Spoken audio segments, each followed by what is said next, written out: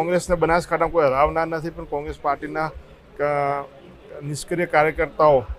બનાસકાંઠા જિલ્લા કોંગ્રેસ દ્વારા તાજેતરમાં વિજેતા ઉમેદવારોનો સન્માન સમારોહ અને મતદારોનો આભાર દર્શન કાર્યક્રમ ડીસા ખાતે યોજાયો હતો. આ કાર્યક્રમમાં બનાસકાંઠા જિલ્લા કોંગ્રેસ પ્રમુખ અને પૂર્વ ધારાસભ્ય ગુલાબસિંહ રાજપૂતે પક્ષના જ આંતરિક વિખવાદ અને ભીતરઘાત પર આકરા પ્રહારો કરતા રાજકીય ગરમાવો આવી ગયો છે.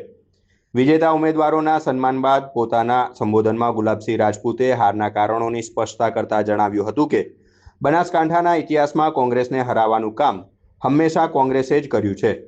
પહેલા નેતાઓ ટિકિટ મેળવવા માટે જોરદાર લોબિંગ કરે છે, પણ જો ટિકિટ ન મળે તો પક્ષના જ ઉમેદવારને હરાવવાનું કામ શરૂ કરી દે છે. કોંગ્રેસને બહારથી આવીને કોઈ હરાવી શકતું નથી, પણ આંતરિક ખેંચતાણને લીધે જ પક્ષને નુકસાન સહન કરવું પડે છે. તેમણે વધુમાં ઉમેર્યું હતું કે ગત ચૂંટણીઓમાં હાર પાછળ લગ્નગાળો પણ એક કારણ રહ્યો હતો.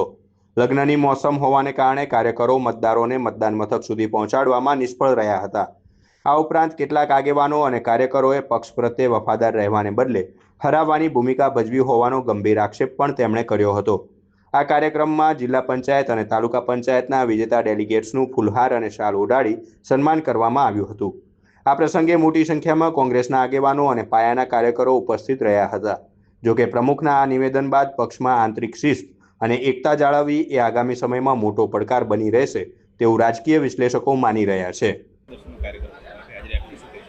આજે ડીસા તાલુકામાં નવા ચૂંટાયેલા જિલ્લા પંચાયતના સદસ્યો અને તાલુકા પંચાયત સદસ્યોનો અભિનંદન સમારંભ, સાથે સાથે ચૂંટણીના પરિણામનું ચિંતન કરવા માટે અહીંયા અમે બધા ભેગા થયા છે. આગામી વિધાનસભાની ચૂંટણીને લક્ષ્ય રાખીને આગામી કઈ રીતે કામ કરશું એના માટે ચર્ચા કરી છે, અને જ્યાં પણ અમારી નાની મોટી કચાશ રહી ગઈ છે દૂર કરીને વિધાનસભા જીતાય અને લોકોના પ્રશ્ન માટે કઈ રીતે લડીએ એના માટે આજે સૌએ ચિંતન કર્યું છે. સર, આપ કહી રહ્યા છો કે કોંગ્રેસને કોંગ્રેસ જ હરાવે છે, શું કહેશો?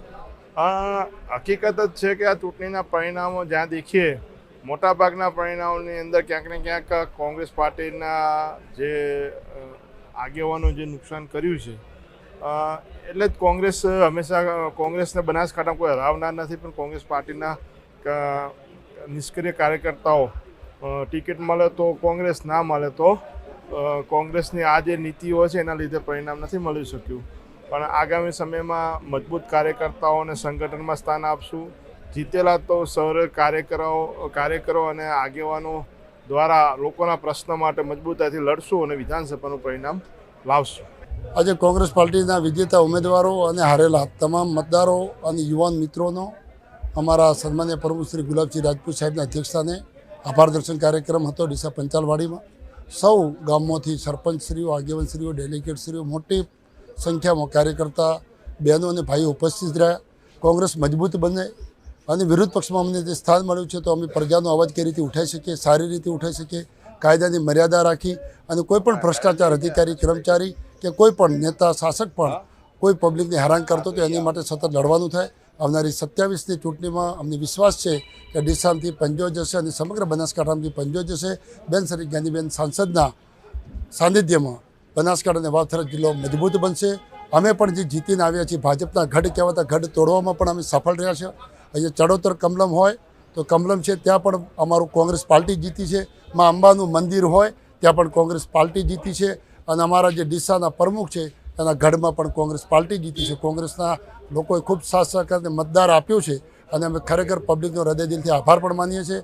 અમને હંમેશા કામ ભણાવતા રહેજો. બધા સાથે મળી ગામનો અને તાલુકાનો વિકાસ થાય એ રીતે આજ સૌ કાર્યકર્તાઓની સંગઠનમાં મિટિંગ.